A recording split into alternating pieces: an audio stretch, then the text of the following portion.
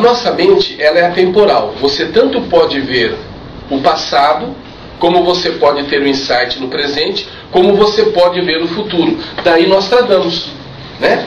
Que avançou quase 2000 anos. Tudo bem que alguma coisa defasou, mas o futuro diz que pertence a Deus. E você entrar no futuro, o futuro é um mundo vivo. Então o que você pode ver daqui a 10 anos é diferente daqui a 15 anos, que é diferente daqui a 20 anos, porque o futuro ele é mutável, numa velocidade muito grande.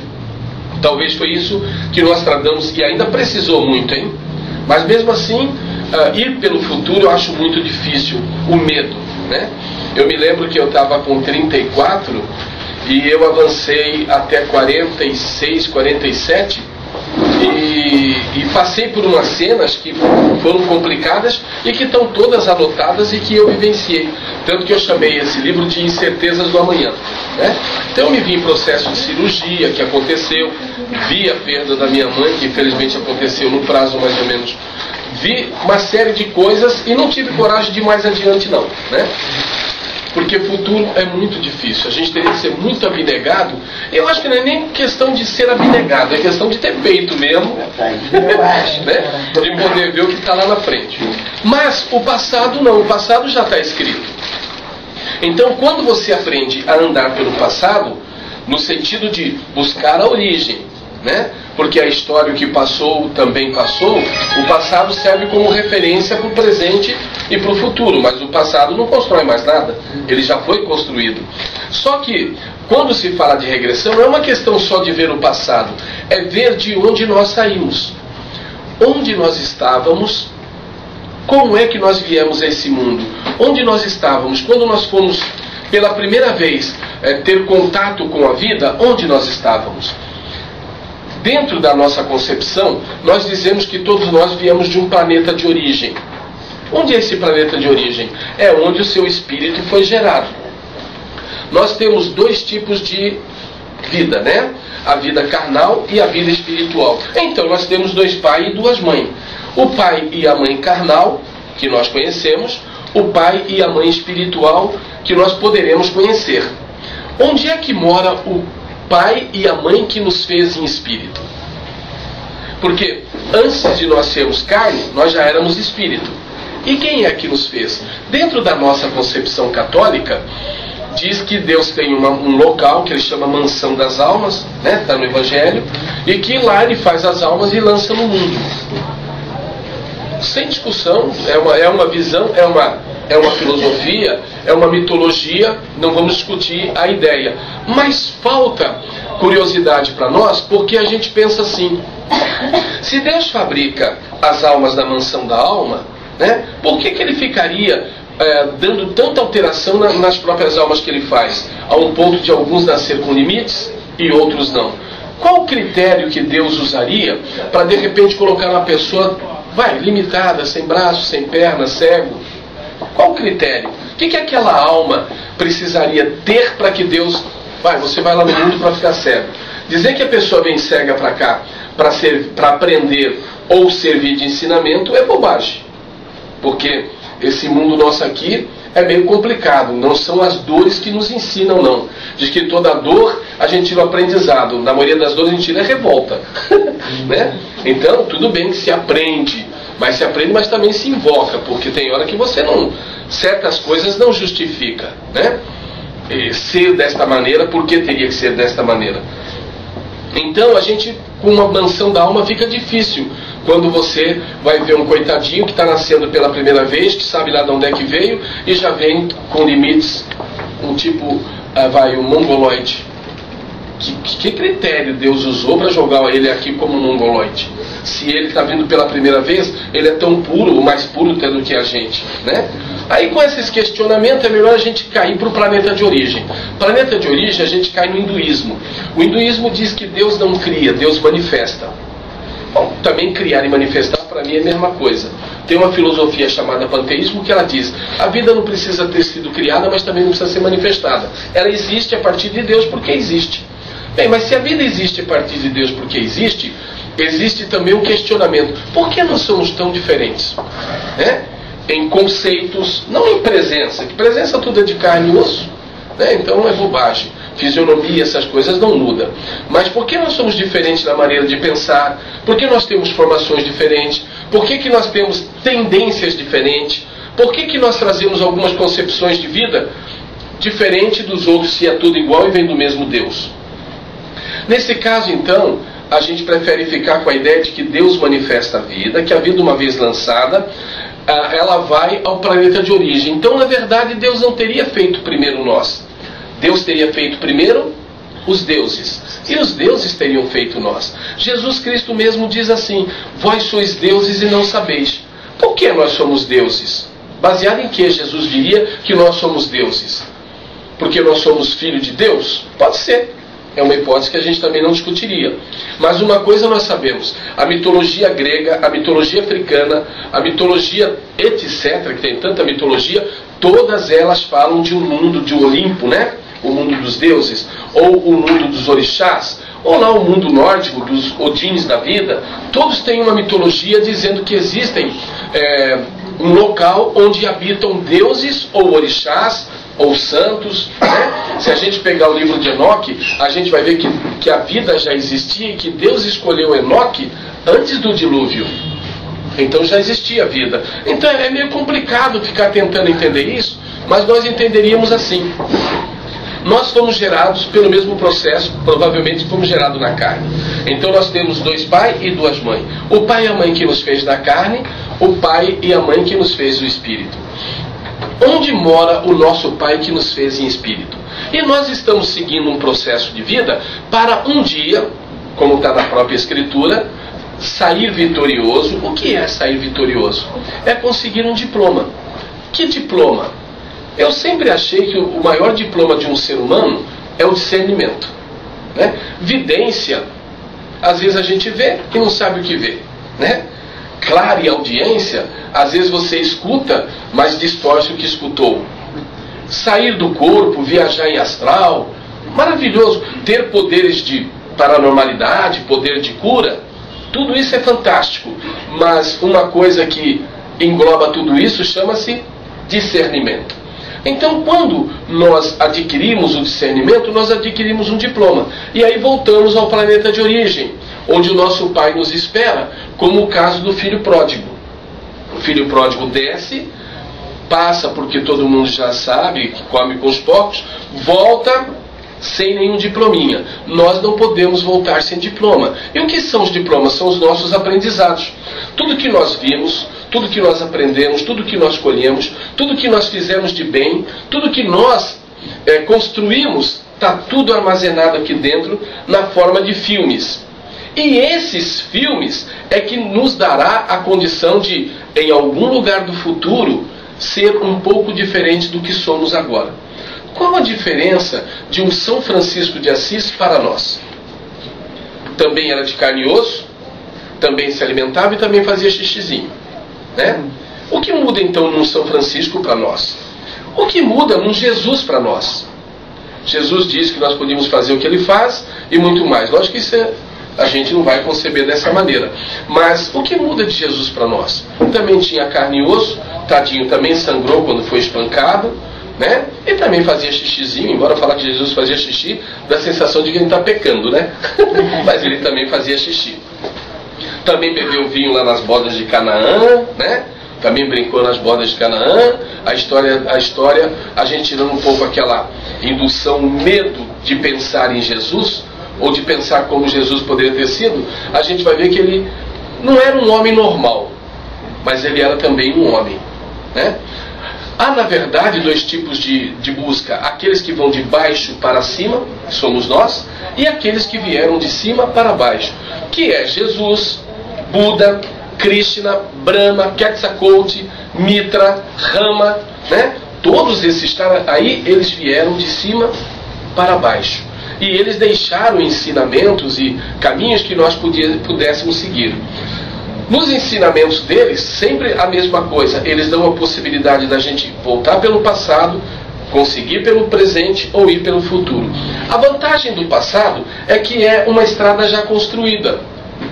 Não adianta eu voltar em 1200 a.C., saber que eu adquiri um trauma lá, uma fobia, um medo, e resolver isso, e se de repente, bom, adiantaria, porque cada vez que nós voltamos ao passado, nós desbloqueamos alguma coisa que se tornou limitante naquela época e que nós trazemos isso dentro. Por quê? Porque tudo que nós fomos e vivemos está dentro da nossa cabeça, na forma de um registro, um filminho, né? Está tudo dentro da nossa cabeça. Desde quando o Pai Celestial e a Mãe Celestial nos fabricou, que está tudo contido aqui dentro, né? E eu tenho ainda filmes virgens que me permitem ir ao futuro, mas eu poderia agora viajar por cada filme desse e chegar ao meu Pai Celestial. Então a volta ao passado não é para só conhecer e desbloquear, também pode iluminar. Tanto que alguns mestres, pode ser chamados de mestres, alguns esoteristas, eles dizem, né, o castelo de 2 salões, que é o inconsciente e o consciente. O nosso consciente pode nos facultar um salto quântico no presente, mas o nosso inconsciente pode nos facultar a iluminação voltando ao passado. Então, se eu conseguisse voltar à casa do meu pai pelo passado, embora eu poderia ir pelo futuro, tá? O futuro, o problema é o medo do que está lá na frente, o medo de quem a gente vai perder, que a gente não sabe lidar com perda. E se você vê a morte de uma mãe, de um pai ou de um amigo, né? Bom, ainda é melhor do que ver a sua própria, né? Mas de todo jeito, se você vê o medo da perda, complica, né? Então o futuro é difícil. Mas se nós voltássemos pelo passado algumas reencarnações, e nós conseguíssemos ir voltando até o momento que nós saímos do planeta de origem, você voltaria ao seu Pai Celeste. Seria reconhecido por ele, lógico, não permaneceria lá. Por quê? Porque você ainda não tem um diploma, o discernimento, ou a vidência, ou outro tipo de mecanismo qualquer. Bem, a regressão, ou falar sobre regressão, nos ajuda também no dia a dia. Ainda hoje eu estava pensando assim, né? Um camarada que você nunca viu, tá? Ele rouba seu carro. Como foi o meu carro roubado mais ou menos um mês atrás, né? E o camarada levou meu carro. Eu estou procurando até hoje para agradecer, porque o seguro pagou mais do que eu venderia o carro. Estou agradecido, não estou de mal com ele não. É capaz de a gente até criar um vínculo positivo, né? Deu uma diferença de mais de 6 mil reais se eu fosse vender do jeito que eu fui roubado. Não que todo mundo vai deixar o carro para ser roubado, né? Mas no fim o cara acabou me ajudando. Mas voltar ao passado, a gente pensa assim, pô, há 30 dias atrás ele me leva o carro, suponha que ele tivesse me feito mal, né? Que dizem que existem males, que tem uma cadeira aqui, viu? Abri a luz. Tá bom? Dizem que tem... Tá bonzinho? Dizem que tem males que vêm para bem, né? Então, de repente, uma pessoa rouba o seu carro. Se o seu carro está no seguro, ainda mais nos tempos modernos, com essas oscilações econômicas, às vezes você acaba tendo até um lucro se é roubado, né? Mas não que isso vai incentivar os ladrões agora a levar os nossos carros. Mas suponha que o cara rouba teu carro e você não tem seguro. Quantas pessoas já foram roubados e tiveram que pagar 30, 40, 50 meses ainda de prestação por um objeto que não tem mais? Nós temos uma coisa chamada inconsciente coletivo, né? Nós, por exemplo, nesse momento que nós estamos aqui, que nós estamos meio beta, a mente está meio tranquila, nós estamos captando Santos. Mas na verdade, inconscientemente, nós estamos captando São Paulo, o Brasil, nós estamos captando o mundo, nós estamos captando o cosmo. Então um camarada que te roubou e você não viu, não sabe quem é, mas o teu inconsciente sabe. Tanto que às vezes ele te lança no sonho exatamente como foi o roubo. E exatamente onde está o camarada que te roubou. Só que você fisicamente não consegue sintonizar ele. Mas, pelo inconsciente coletivo, quando uma pessoa te faz uma lesão, né, a pessoa te faz uma crítica, a pessoa rouba uma coisa sua, a pessoa te dá um prejuízo indireto, né? Às vezes a pessoa está lá em Brasília, vai um amigo teu viajar para Brasília, chega lá, eu tenho um amigo assim, assim, o cara pega, mete o pau em você sem nunca ter visto você. Você não sente nada, mas o inconsciente gravou. O nosso inconsciente não escapa nada dele. Tanto que nós temos estes filmes registrados pelo nosso passado. Mas nós também temos um filme que está a cada fração de segundo rebobinando. Por exemplo, nós começamos a falar, eram umas 8h15. Já fazem 15 minutos que nós temos de rebobinação. Nós talvez não lembremos como começou o assunto que foi falado. Mas, num sonho, ou numa transe hipnótica, ou no momento de técnica de indução de regressão, você lembra tudo que foi falado, porque está gravado no inconsciente. Então a gente acaba criando uma mágoa com um camarada que a gente nunca viu, mas passa-se talvez 100 anos, 200 anos, 300 anos, e a sua alma vem para cá de novo. Porque uma coisa é verdade, o plano espiritual não tem muita alternativa. Uma alma que inicia hoje na sua criação, para atingir um nível de discernimento de um São Francisco, de um São Jorge, de um São Lázaro, de um São Jerônimo, ou se for de um Devadatta lá do Buda, o cara não vai conseguir ter tudo isso armazenado no momento que ele é criado em apenas 100 anos. Para que possa trazer um fruto de uma alma mais elevada, o camarada precisa de milhares de reencarnações.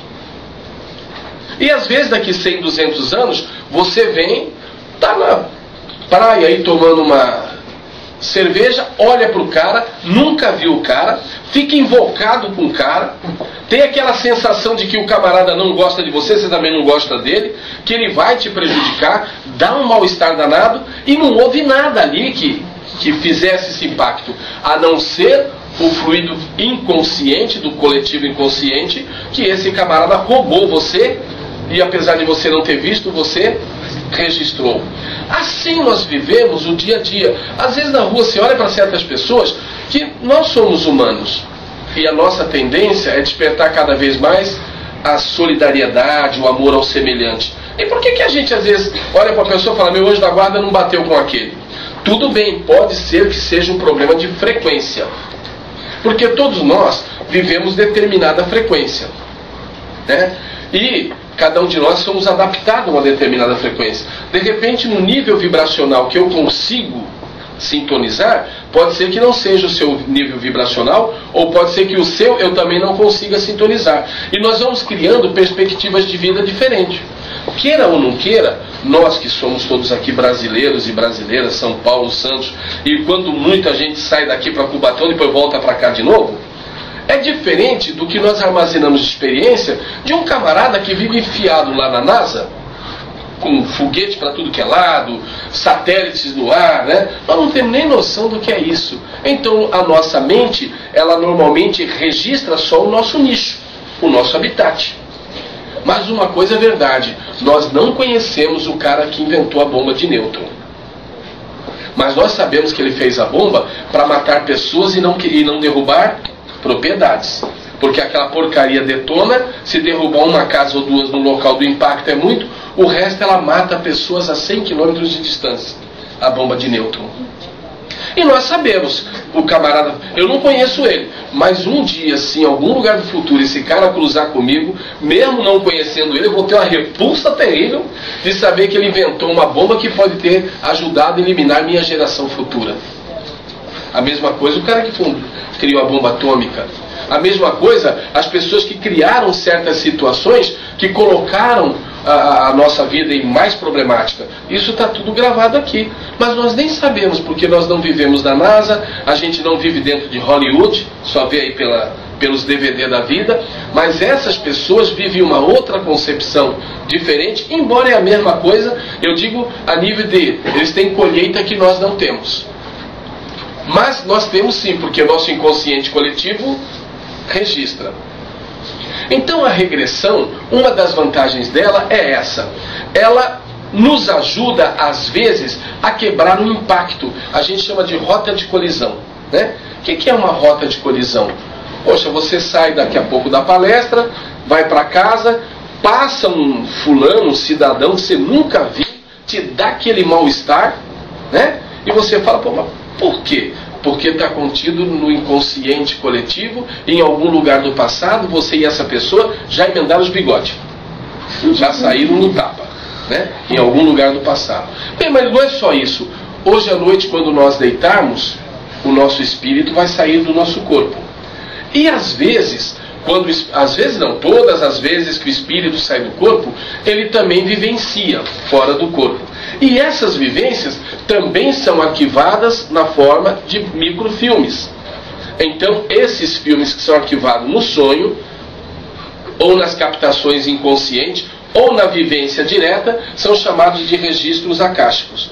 E nós temos isso dentro de nós. E nesses registros, então vem a herança da nossa alma. Porque nós trazemos 3 tipos de herança.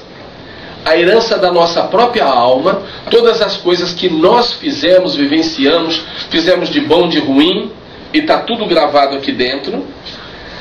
A nossa herança de clã, o nosso avô, bisavô, tataravô, mamaravô, cacaravô, não sei como é que chama lá para trás, esses camaradas todos que nos deixaram herança, estão todos registrados aqui dentro.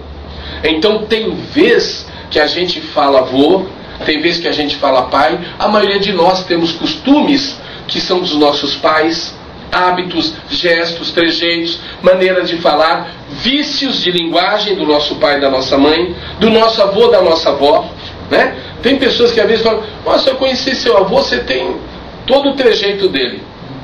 E já fazem quase 2 gerações atrás, e ele fala, você tem. Isto é herança emocional. Então nós trazemos todas essas heranças emocionais pela nossa alma ou pelos nossos antepassados. Só que nós temos 2 tipos de antepassados.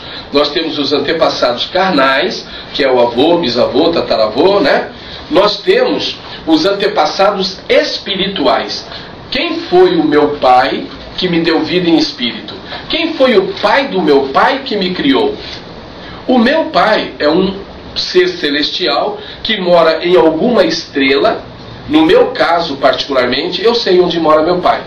Meu pai espiritual, que o meu pai carnal mora em Itaquera. É o Zecão. Minha mãe Júlia, falecida. Meu pai celestial mora na estrela de Kratum, na constelação de Cassiopeia. E eu fui várias vezes a Kratum, fui várias vezes a morada do meu pai e voltei. Por que voltei? Porque eu não tenho diploma. Eu ainda sou gentalha espiritual, né? Eu ainda não superei os meus limites. Cada encarnação nós precisamos transcender limites. Mas às vezes os ensinamentos que deveriam nos ajudar para que a gente pudesse melhorar não chegam às nossas mãos. Quando chegam, são em formas de crença, impondo fé e medo. Quando na verdade o homem deveria aprender recursos que ajudassem ele a se libertar do medo, se libertar dos dogmas e realmente buscar a sua origem espiritual, né? Meu pai celestial que mora na estrela de Kratum, na constelação de Cassiopeia, e cada um de vocês tem um pai e uma mãe que podem conhecer. A regressão faculta isso. Normalmente em técnicas de regressão a gente faz assim, a gente faz 3 regressões objetivas. O que são 3 regressões objetivas? São aquelas regressões que você vivenciou e teve emoção. Por exemplo, às vezes você faz uma regressão, mas ela fica tão sutil, que você não tem o aproveitamento dela. Então a gente faz regressão por hipnose. A pessoa bodeia, e aí ela balbucia, fala, mas ela não tem domínio das emoções. Por exemplo, quando vocês veem aí alguns hipnólogos colocando a pessoa em transe, manda morder uma cebola, pensando que é uma maçã, e o cara come a cebola e diz que maçã gostosa, quando ele sai do transe, ficou registrado o quê? Que ele comeu uma cebola que virou maçã. Mas e o que ele tinha que pegar dentro dele? O que aquilo poderia mudar dentro dele? Então nós preferimos a regressão por bilocação. Como é que ocorre a regressão por bilocação? A pessoa deita, entra num processo de relaxamento, onde ele fica consciente, mas em estado beta. No estado alfa, ele dorme. No estado beta, ele fica em vigília. E em vigília você despreende o espírito, o camarada fica consciente, falando as vivências. É como se ele assistisse um cinema ou uma televisão. Ele conta os relatos do que ele está vendo e ele vivencia cada emoção. E ele, ao vivenciar a emoção, ele pode, por exemplo, desbloquear um trauma, ou quebrar uma fobia, ou eliminar um fator limitante da vida dele. Se ele, às vezes, está em posição inconsciente, você pode até sugestionar a eliminação de um trauma, mas em algum lugar do futuro, quando ele entrar numa condição semelhante, o trauma pode voltar. Na regressão, ela não volta porque ela fica fato conhecido, né?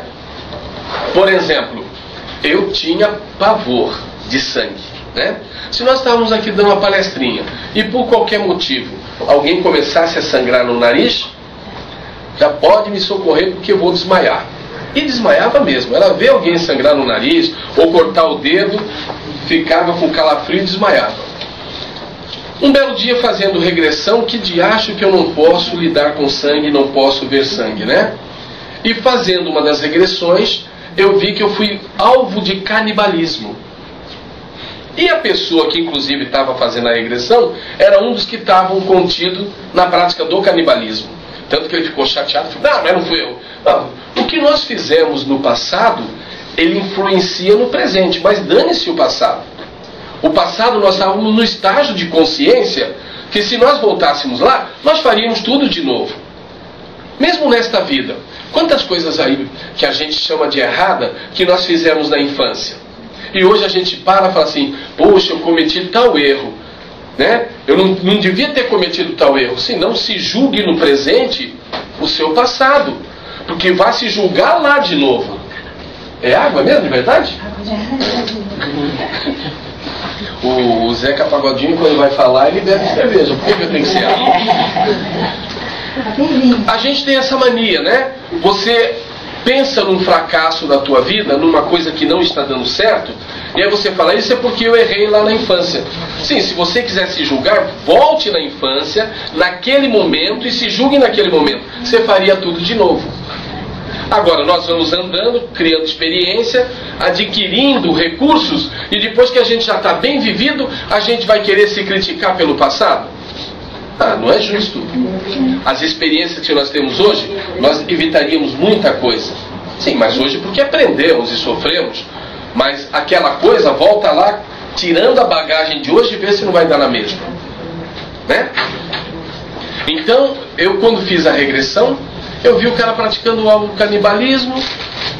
Passado é passado. Eu falei, acho que eu estou treinado. Nisso eu estava em Itanhaém, ajudando a construir uma fraternidade lá, e um ônibus da Breda bateu de frente com uma Brasília com 4 tripulantes. Imagina como é que ficaram os 4 caras da Brasília, né? E aí eu fui perto para ver se eu tinha vencido o tal do trauma. Confesso que até venci, mas fiquei meio pulando lá na rua, que as pernas não paravam, né? Mas não vomitei, não desmaiei. Saí dali, tomei um remedinho, 2 dedinhos de 51, puf, equilibrou. De lá para cá, acabou o problema com o sangue.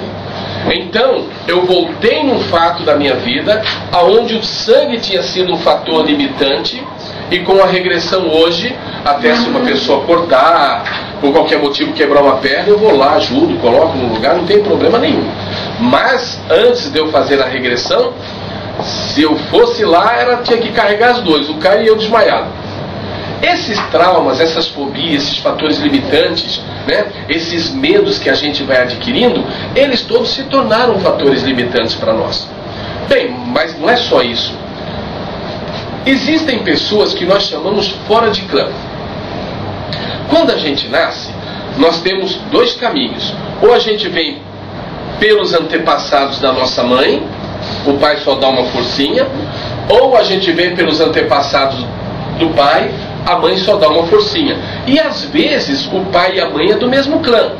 Então aí não tem confusão. Como que é um pai e a mãe do mesmo clã? Por exemplo, suponha, né, que o teu pai, em algum lugar do passado, viveu dentro de um feudo, de um clã, e foi marido ou irmão, ou sei lá o que, da tua mãe. Passa o tempo, eles nascem, se encontram, casam, mas eles têm a mesma descendência.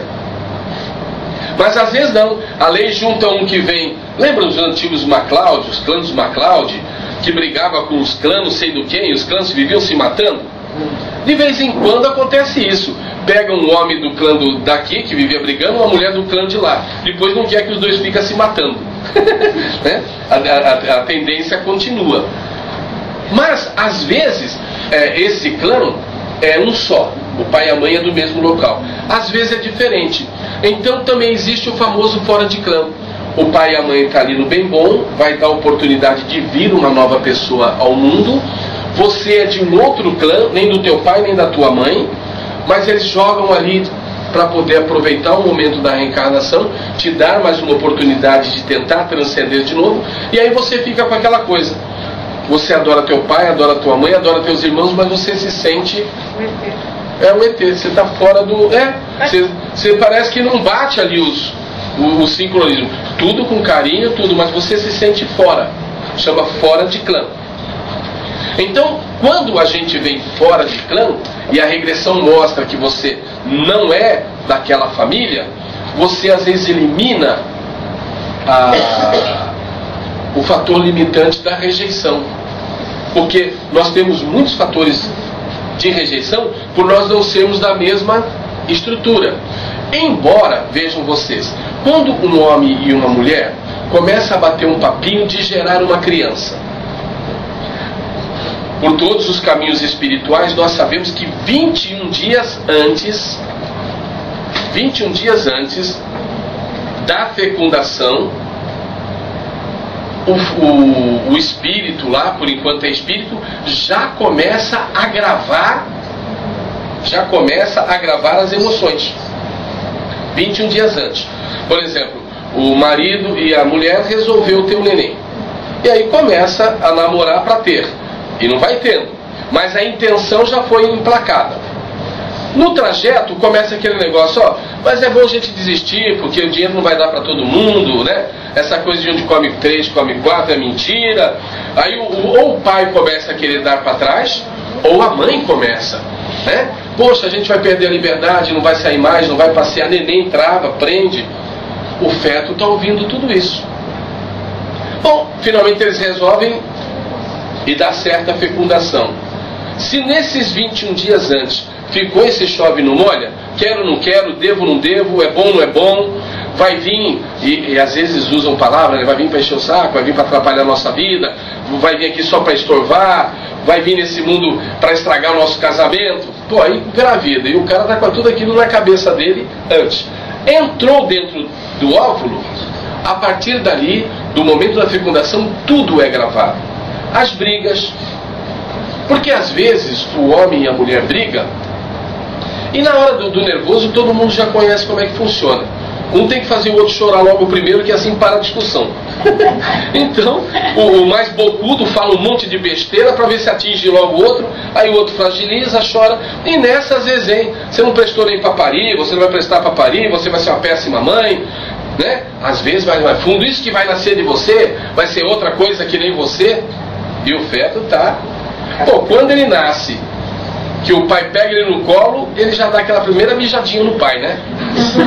Que é a única ferramenta que ele tem. Já dá mijadinha no pai, como quem diz. Deixa eu ficar maior que a gente vai conversar. E passa-se uma vida todinha você achando que o pai não queria, que o pai detestava. Você cria código com o pai ou com a mãe a partir de dificuldades que eles discutiam na gravidez, ou dificuldades que eles discutiam antes de engravidar. Porque existe uma programação que a partir do momento que duas pessoas se uniram, já existe gente na fila aguardando a vez. A programação é um pouco prévia. Ela não é no momento só da fecundação. Mais ou menos a alma que vai nascer, ela tem que passar por um processo de rebobinação, mais ou menos ela já sabe quem vai ser o pai e a mãe. E aí começa todos aqueles conflitos e fica tudo gravado aqui. Tanto que às vezes a gente está com 90 anos e a gente continua repetindo.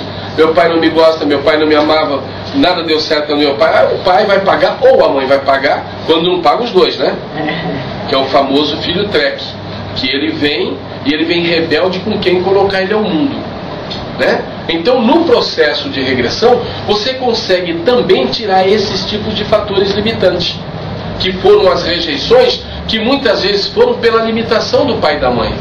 Porque às vezes ocorre a tal da gravidez inesperada, e o casal realmente não está em condições, tem medo, tem insegurança de gerar mais um filho, e de repente esse filho vem na insegurança.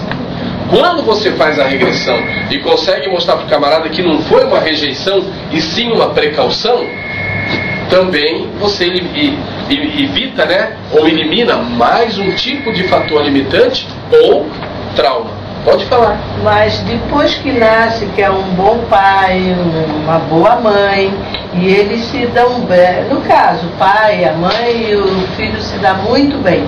Então, o que acontece? Ou então esses filhos que matam os pais é por causa disso? Não, em alguns casos sim, em outros é diferente. Porque você vai ter inúmeros fatores e de formas diferentes. Mas em alguns casos sim, né? Depois você tem os filhos treques, que são os renascidos do umbral, né? Os que são almas umbralinas que tem que vir. E ai de quem vai ser o pai, ai de quem vai ser a mãe. Mas alguém tem que ser o pai, alguém tem que ser a mãe, né? Mas pode ser um treque, pode ser por causa dessa rejeição, pode ser pelo mal do mundo. Porque quando a gente vem ao mundo, a gente traz a nossa herança, a herança dos antepassados, soma com a herança da mãe, soma com a herança do pai, aí soma com a herança do meio que você nasce. Porque às vezes são super pais antes e o que é o valor normal de uma pessoa? É ela viver bem consigo mesma, é só isso. E não atrapalhar ninguém se não puder ajudar. Se você tem uma vida que você vive sua vida bem para você, da forma que você pode, você não ajuda ninguém, mas também não atrapalha ninguém, você já está no lucro. O ruim é quando você, com todas as suas raivas, rebeldias, né, todos os fatores limitantes, você parte para cima dos outros. Aí você cria uma situação de mais entrelaçamento. Agora, o viver normal, viver bem é isso, é viver sua vida. Se puder, ajude. Se não puder, só não atrapalhe. E foque em você para que a sua vida fique o mais colorida possível. Porque uma coisa é verdade, o mundo, ele é bom, mas ele é complexo.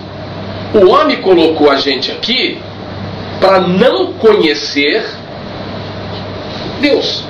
Colocou a gente aqui para não conhecermos o tal da felicidade, pelo menos permanente. Você pode conhecer a felicidade por pedacinho. Por quê? Quando ele jogou a gente aqui, primeiro ele joga um número incontável de vírus, um número incontável de bactérias, um número incontável de germes, um número incontável de protozoários. Coloca um número incontável de bichos cuja finalidade é ferrar a gente. Mosquitos, pernilongos, é o tal do cara aí que morde aí o mosquito do barbeiro aí, da dengue. Saindo daí, aí vai para os cachorros malucos, vai para os gatos malucos, vai para os leões, vai para o tigre. Quebraram o nosso galho porque ainda tiraram os dinossauros da parada, senão éramos pitisco de dinossauro. Aí quando você fala, ai, graças a Deus você tem o pior depredador, que é o ser humano. O que tem de gente querendo ferrar a gente no mundo. Então é um mundo que não é para você ficar aqui achando assim, quero voltar de novo. A maioria fala, tomara que eu não volte mais. Mas enquanto a gente está aqui, nós temos uma vantagem. Esse sistema ele é tão opressor que cada degrauzinho que você sobe na emoção, na purificação da tua alma, na superação, né? Uma pessoa que conseguir sair daqui 100% sem nervoso, está iluminado. Já imaginou uma pessoa sem ansiedade, ou com ansiedade controlada, nervoso controlado, agressividade controlado, ímpeto controlado? Bom, primeiro ele não vai ficar aqui, mas pelo menos sai daqui inteirinho. Então, parece que o Criador não criou nada para todo mundo querer acomodar aqui não, né? Até o filho dele, que veio, né? Pegou chicotada, porrada, pontapé, pregado, caculejado. Quer dizer, é um mundo que você retira, colore a sua vida, faz ela ficar melhor do que pode, melhore a cada dia, e não há como melhorar se você não abrir-se ao aprendizado. A única coisa que muda é a nossa cabeça, porque o meio não muda, o meio é o meio. O meio continua os vírus, continua as bactérias, continua aí, até as coisas boas sacanearam, botaram AIDS. E ainda se bobear, colocaram o tal do ebola, que mata não sei em quantas horas. Aí se o camarada ainda bobear, ainda colocaram o tal de hepatite C, quer dizer, até nas coisas boas meteram a mão para dificultar tudo. Né? Então o que acontece? É um mundo que é um mundo de expiação, mas de aprendizado. Que se você conseguir fazer com que a sua vida fique bem, e como sua vida fica bem? Você vivendo bem a sua vida, Deus te dando a oportunidade de você poder comer, beber, dormir, se vestir, ter suas coisas, e você evitar a rota de colisão. Quer dizer, evite de ficar perdendo tempo com outras pessoas, perseguindo outras pessoas, complicando-se com outras pessoas, mas não quer dizer que as pessoas não vão perseguir você. O problema continua, mas num nível mais descentralizado. Talvez até pior, mas descentralizado. Né? Então, isso tudo a gente vai adquirindo uma forma diferente de ver quando a gente começa a fazer uma análise do passado. Vejam só, no tempo de Jesus Cristo, era cerca de mais ou menos 2 bilhões e poucas de pessoas no mundo. Nasceu um Jesus Cristo. Hoje nós somos 7 bilhões. Surgiu aí um tal de Maomé, mas nem ficou para falar muito, que foi embora na Água Branca. Surgiu um tal de Dalai Lama, que não vem para perto de nós porque só fica lá na Índia. Surgiu aí um mini iluminado, um Chico Xavier da vida. Pô, mas nós somos 7 bilhões, você conta no dedo. Os camaradas que ultrapassou o limite humano. O que é o limite humano? Ficar acima da raiva, da ignorância, da prepotência, do egoísmo, dos ciúmes, da posse, né? Pessoas que transcenderam, você conta no dedo. E mesmo assim transcenderam com aspas, né? Porque o Dalai Lama, mesmo se você for lá e jogar lama nele, ele taca a mão na tua orelha. É só o nome que é Dalai Lama. Ele também tem os fatores limitantes dele. Mas um Jesus Cristo já não tinha fator limitante. Por quê? Ele conseguiu transcender todas as coisas que o mundo tinha imposto a ele. Por isso que se ele desceu direto, como está escrito, e eu acredito, ele desceu direto, mas com bagagem de outros lugares. E nós somos assim. Não é possível que nós estejamos pegando experiência apenas aqui e agora. Mesmo que seja na Terra e você tenha nascido e morrido 100 vezes, pô, você tem muita coisa aí dentro que quando é acionado não é coisa da Terra. Nós também somos almas que já vivemos em outros lugares. Nós já tivemos em outras estrelas que teve vida. E isso, como é que nós podemos descobrir qual a estrela que nós vivemos da Terra? Está aqui dentro. Poderíamos saber por um insight futuro. Difícil, mas pela regressão você vê até os locais que você morou antes de vir para a Terra. Então a vantagem da espiritualidade é essa. Será que existem outras vidas? Se existe, elas estão todas contidas na sua mente. Se ela está contida na sua mente, é possível descobrir.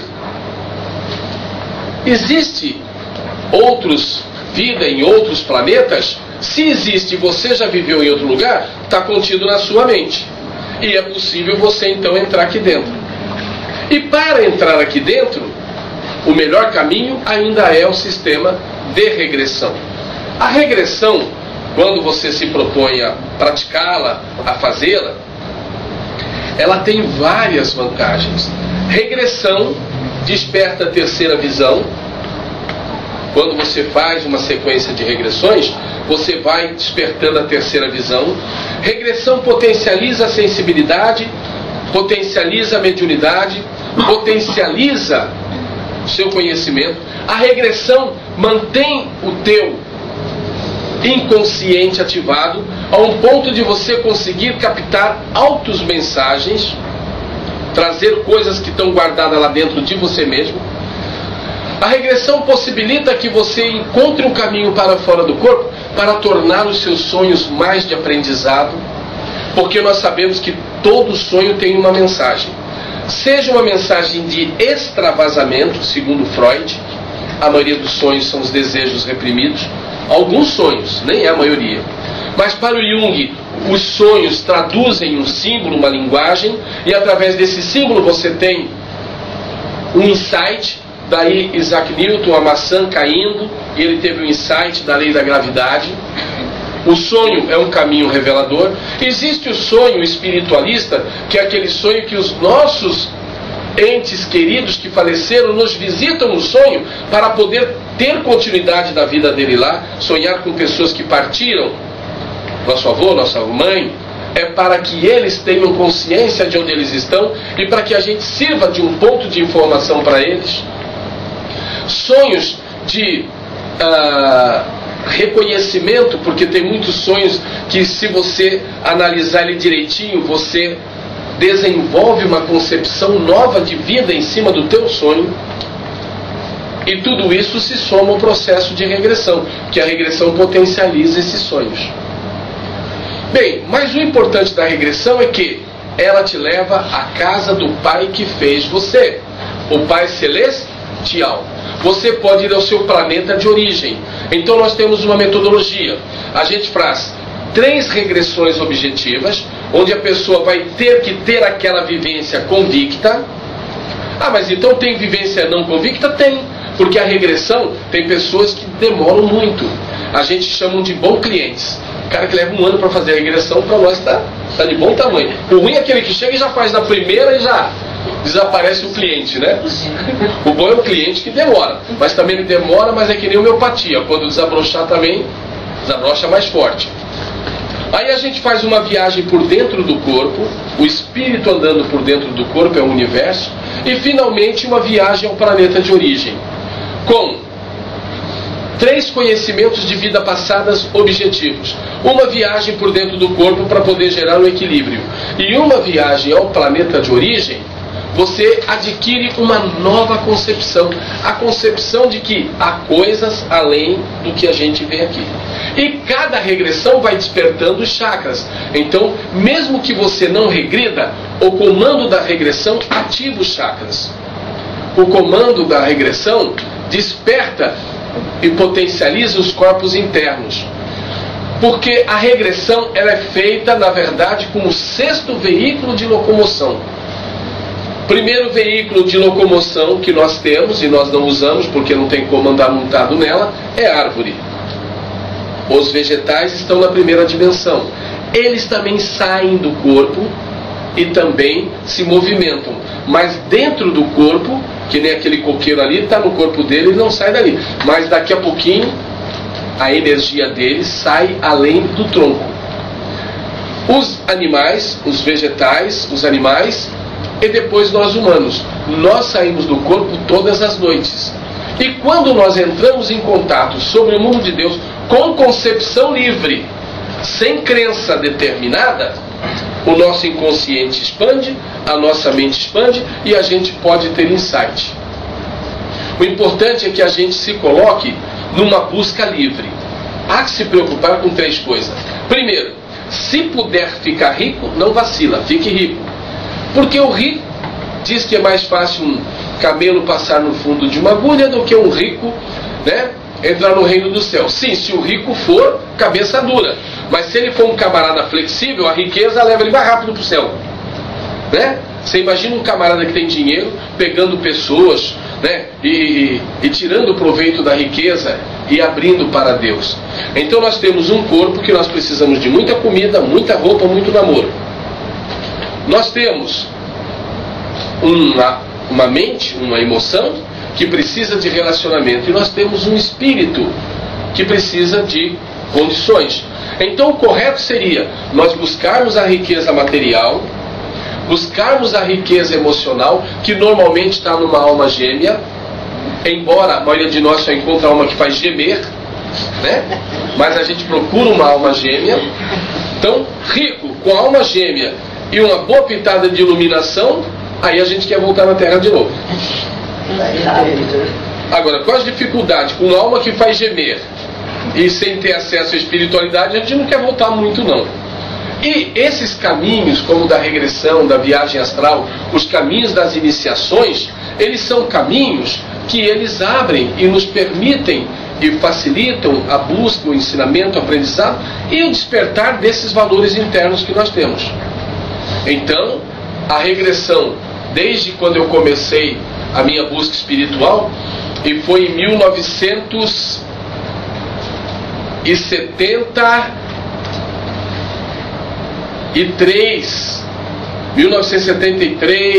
1972, 73, 74, eu já fazia minhas primeiras regressões e já fazia minhas primeiras viagens astrais. E desde lá que eu vim trabalhando todo esse procedimento, que em 73 eu tive contato com uma pessoa que me aplicou a técnica da regressão e deu sorte que fui. Há possibilidade de você fazer a regressão sem precisar ninguém estar coordenando, tá? Você deita, faz a sua prece, pede para o seu anjo da guarda, para o seu protetor, e pede a Deus, a força maior, que te faculte o conhecimento de um passado. Por que a lei às vezes não mostra o passado para nós? Porque alguns de nós, ao conhecer o passado, em vez de arrumar uma solução, arrumam um problema, né? Começa a autobriga, a autocrítica. E na verdade, quando a gente faz regressão, uma das que eu fiz, eu jogava cristão para leões, né? A outra que eu fiz foi algo de canibalismo. A outra que eu fiz era metido com essas coisas de políticas sociais de alto nível, principalmente dentro da maçonaria. Só que foi no tempo que os maçons estavam morrendo cortadinhos, né? Tempos em que pegavam as esposas de maçons e colocavam a mão na morsa e amassava até ela contar onde é que estava sendo a reunião oculta.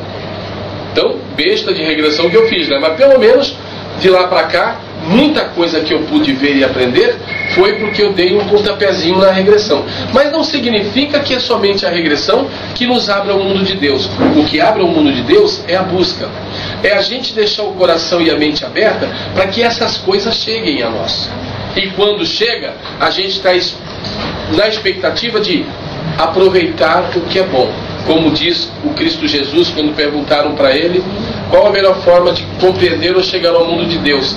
Ele disse: em verdade eu vos digo, sede como um astuto negociante, aceita o que é bom, rejeita o que é mal. Nem tudo que a gente ouve está no nosso momento, mas também nem tudo que a gente ouve é a realidade.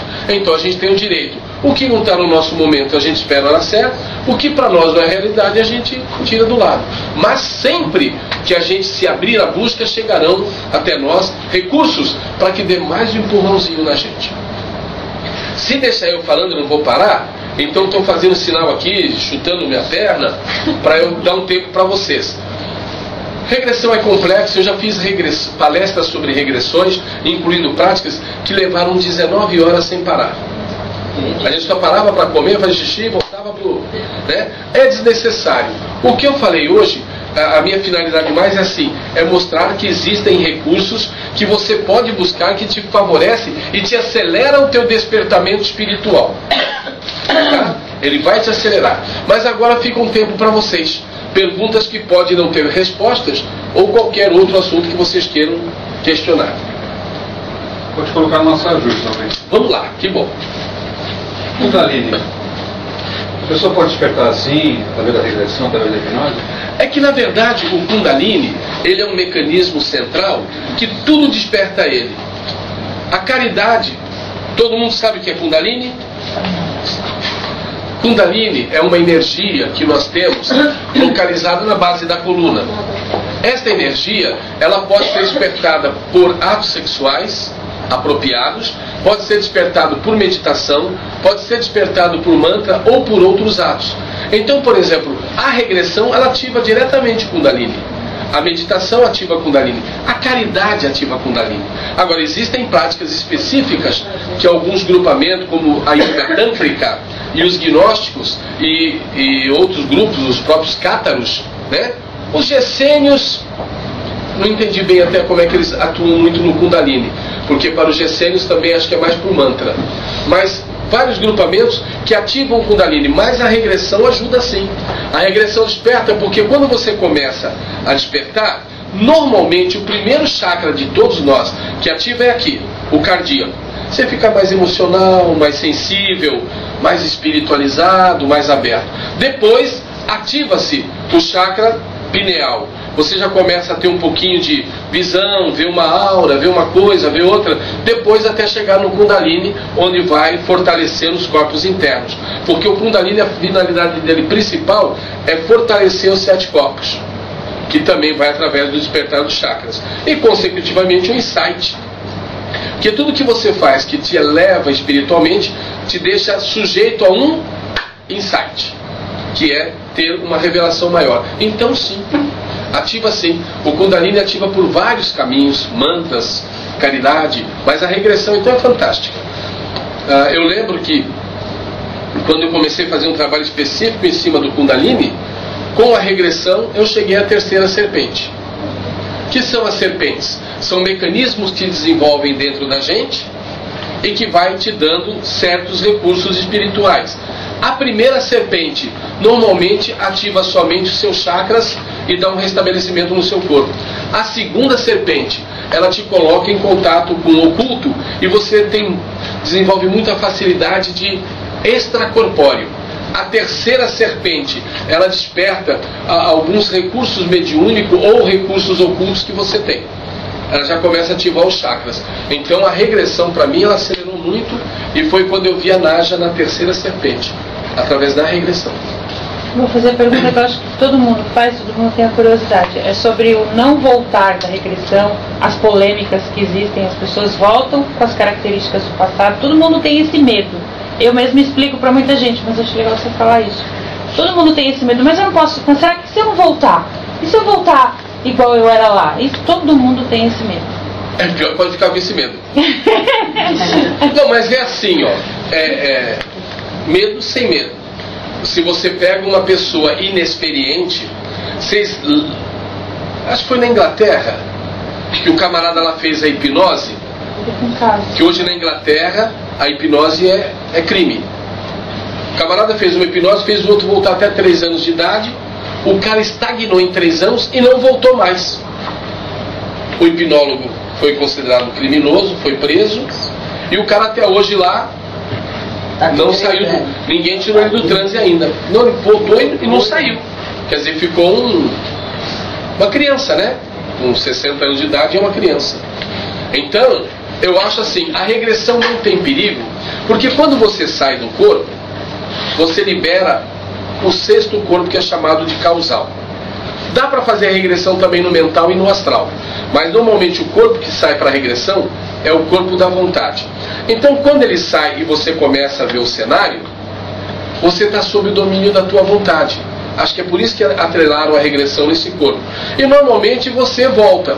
Mas o problema da regressão tem 2. Primeiro, se ela não é bem coordenada, você pode acabar ficando com a mente muito aprofundada naquela região e acaba não querendo voltar porque lá está muito bom, dependendo do que você encontrar lá. E pode também trazer densidade das emoções. Por exemplo, né? Eu quando eu fiz a minha regressão, que eu me vi montado num cavalo, com aquela roupa romana, com aquele monte de cara com a mão amarrada e eu puxando, e depois eu dando sinal para jogar os caras para os leões, é besta, né? Se fosse levar isso a sério, já estava ferrado. É que, se eu voltasse lá de novo e fosse um militar incondicional, quer dizer, independente da minha vontade, iria jogar cristão pro leão de novo. Hoje eu não faria isso de jeito nenhum, que hoje para me jogar uma barata para fora de casa é difícil, que em geral uma pessoa para boca de um leão, ou o leão para a pessoa também, não faz nenhum dos dois. Mas naquele tempo eu fiz. Então você já imaginou? Você de repente, numa regressão, vê que tua mãe que te deu a vida, só te deu a vida porque você tirou a vida dela no passado? E a lei colocou como compensação? Um filho que já tirou tua vida no passado? E etc. É complicado. Então, por isso que diz que a regressão ela é um caminho estreito, para poucas pessoas. Você tem que fazer quando você está legal. Entender que passado é passado, presente é presente, futuro é futuro. E você só vai conhecer para desbloquear, não para ficar enfiando mais besteira na cabeça. De repente você faz uma regressão e por qualquer coincidência no mês seguinte você perde o emprego. Eu merecia porque lá eu fiz isso. Não, não tem nada disso. Ó, a lei é tão legal que a lei não te cobra por um ato isolado. A lei não te cobra por um ato isolado. A lei te cobra por uma média de atitudes. Se nós morrêssemos agora, nesse momento, tudo que nós aprendemos, a lei conta como ponto positivo. E está tudo rebobinado aqui. Nós paramos para falar de vida. Nós paramos para falar de conhecimento. E no meio do conhecimento nós falamos de Deus. Então nós construímos. Faz 1 hora que nós estamos construindo. Isto tudo é conta. E ele vai contar isso mais as coisas que a gente fez de errado. Então ninguém está sofrendo. Hoje estou sofrendo porque no passado. Não. Às vezes é uma superação. Você não foi mal. Mas muitos problemas nossos são superações. Por exemplo, Amélia. Né? Amélia. Aqui tem a Melisse. Né? Gostou, se ferrou. Gostou, aquilo trava que ela não consegue puxar para lado nenhum. Não é porque no passado ela matou muito o marido ou foi encarnação de Cleópatra que jogava a cara para fora do navio. Às vezes é porque a lei quer que ela aprenda a viver o amor sem se autoferrar. É uma superação. Cada vez que uma Amélia consegue sair da mão de um cara que está afogando ela e ela retoma a vida dela, a lei dá um pontinho positivo. Como é que a gente sabe que a mulher tem que tomar atitude quando ela está cravada? Quando aquilo está fazendo mal para ela. Agora, se de repente o cara bate nela de manhã, de tarde e de noite, mas o beijinho compensa, ela vai sair para quê? Né? Cada vez que o cara bater, ela sabe que vai ganhar um beijinho. Então, é chamada mulher de balão. Dá para levar, né? Dá para levar. Porque depois vem a compensação do beijinho. Mas se para ela aquilo está magoando a alma dela, ela tem que sair. E ela não consegue sair. Por quê? Porque ela tem um anzol. Isto é uma superação. Às vezes a lei repete o lance para que a pessoa possa tentar sair.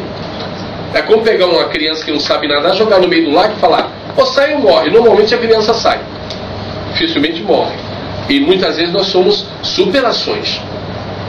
Então, não há que temer com a regressão, principalmente se ela é coordenada. Tanto que o meu livro, ele dá técnica, e ele ensina técnica para que você faça em casa sozinho. Não tem esse perigo. Mas primeiro, quando começo a ler, a pessoa vai entendendo. Meu, passado é passado, presente é presente, futuro é futuro. E se nós voltássemos lá, nós faríamos de novo. Então não se julgue. Mas se eu não tivesse na infância tacado aquele coitado daquele gato na parede, né? O afogado, o gato, eu acho que hoje eu não estaria passando por isso. Não, se você voltar lá, você vai afogar o gato de novo. A vida não é assim. A gente ficar se punindo por coisas que nós fizemos. Nós não somos fruto das coisas erradas. Nós somos fruto do mundo. E o que a gente tem que fazer é tentar melhorar a nossa qualidade de vida. Então sim, uma regressão. É bom ler mais, compreender mais, entender mais, ter um pouquinho mais de autoestima, não ter muito essa coisa de autobriga. Então tem um perigo sim, mas não tem perigo não. Agora, morrer dentro de uma regressão, já pensou se dá zebra? Todo mundo morre num determinado momento, entre aspas, porque não existe o destino. O destino ele é pré-estipulado, ele não é traçado. Como é que a lei diz que um cara vai viver 90, outro vai viver 70, outro vai viver 40, outro vive 3 dias? Baseado em quê? Numa pré-programação. Nós podemos ajudar a mudar o destino. O destino é pré-estipulado, não é fatídico. Deus permite que a gente acrescente valores, como um computador. Joga novas informações que você obtém novos resultados. Mexam na sua vida o máximo que você puder, que você passa esse tal do destino.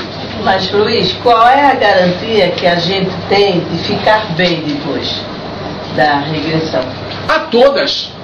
Todas. Mesmo uma pessoa leiga? Posso responder? Mesmo pessoa leiga. Tendo um bom terapeuta coordenando você, com experiência e com qualidade de trabalho. Porque eu tenho curiosidade, mas todo mundo tem medo, né, de voltar. Não, o perigo é assim, vocês lembram do... Bom, já morreu, deixa ele quieto. Polêmica, mas o camarada foi fazer uma regressão com um amigo, um desses terapeutas da vida. E o camarada fez ele voltar na infância, e o cara vivenciou toda essa rejeição do pai, porque quando o pai engravidou a mãe, ele ficou inseguro. que então ele chegou a propor para a mãe, vamos tirar esse filho e daqui 2, 3 anos, quando a gente melhorar, a gente tem de novo. E aí a mãe brigou, e na briga ele também socou ela para ver se o filho dela saía, resultado, ela não abortou, só que o filho... E esse filho a vida toda foi revoltado com o pai. Quando fez a regressão, que viu que o pai até bateu na mãe para que ela abortasse, ela não abortou, o filho voltou lá e, coitado do velho, socou o velho até dizer chega. Quer dizer, isso aí faltou o terapeuta enquadrar o cara. Eu perguntei, né? Mas isso daí tem muita gente, mesmo você fazendo sozinho, normalmente se volta bem. Mas a gente tem que primeiro ter um pouquinho mais de base de conhecimento, porque a gente tem essa coisinha também de se autoculpar que é fantástico. Então você já pensou, você vai fazer a regressão e você, né, que foi aquele que espetou a lança na barriga do Jesus, aí pronto, aí você já se ferrou. Então tem que se preparar e entender que o que nós fizemos no passado é aquele momento que nós estávamos lá e faríamos de novo. Pode falar. Não, é que a regressão, ela continua atuando na vida da gente, mesmo depois que a gente sai da sala do terapeuta. Continua.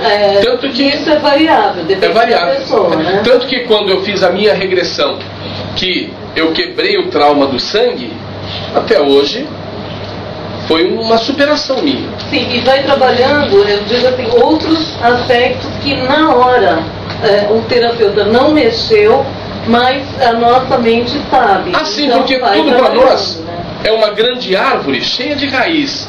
Às vezes um problema que você adquire, por exemplo, medo de cobra, né? O medo de cobra inclui tudo que é réptil. Daqui a pouco você tem medo de lagarto, medo até de minhoca.